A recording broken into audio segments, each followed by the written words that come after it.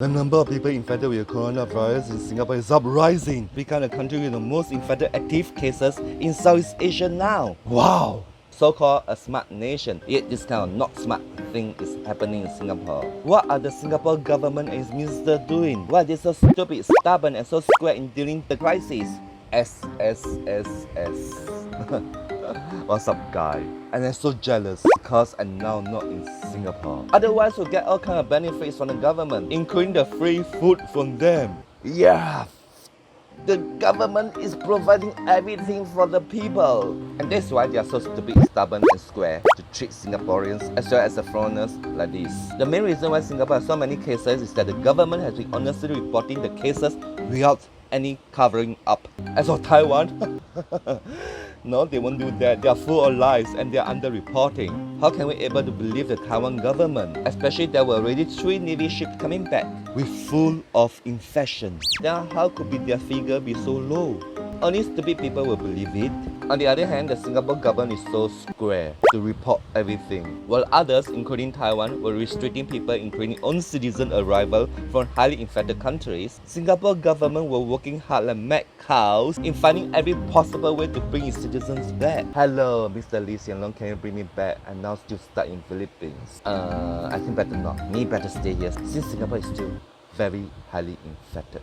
Additionally, the foreign workers from overseas going to Singapore are adding a lot to the cases. Despite so, the Singapore government is still treating them a lot better than their own country government does. What being ironic is that I've been hearing from some oppositions, activists and their blind followers are still complaining about the Singapore government not doing enough, especially for the migrant workers.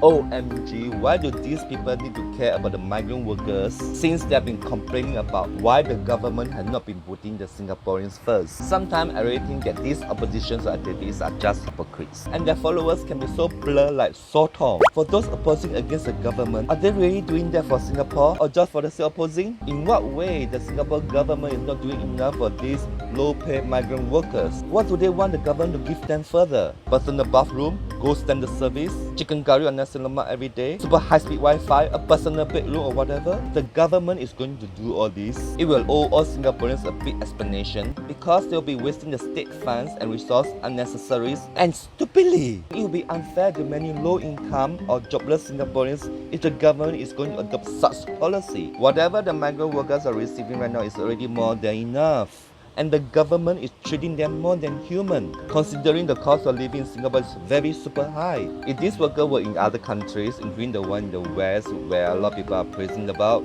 the government would not care so much about them but to leave them to die, decrease the number of cases. This also explains why Singapore has a very low death rate linked to the virus despite being the most infected one. What being the most important is that the government is able to fence them off from Singaporeans to prevent further spreading. The workers in the dormitory right now have a bathroom with proper shower facilities, not just a pail with ladder to splash your body, proper toilet instead of using water to flush away their feces, proper beds instead of sleeping on the floor. They even have washing machines so that they no need to use their hands to wash their own clothes, and free Wi-Fi, which is totally unnecessary. The government is providing all this for them free of charge.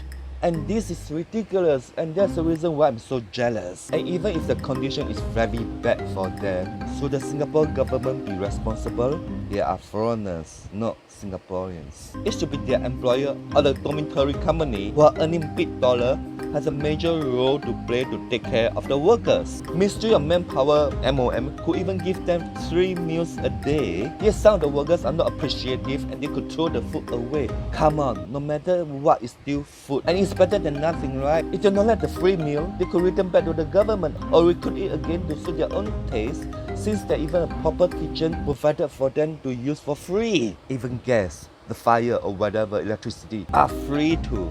Everything they are having right now is free because of the Singapore government being so the 3S. So it's so idiotic to know that they could throw the food away, while many people out there, not just in Singapore but also the whole world, are coming out with their own pocket money for their own panic buying.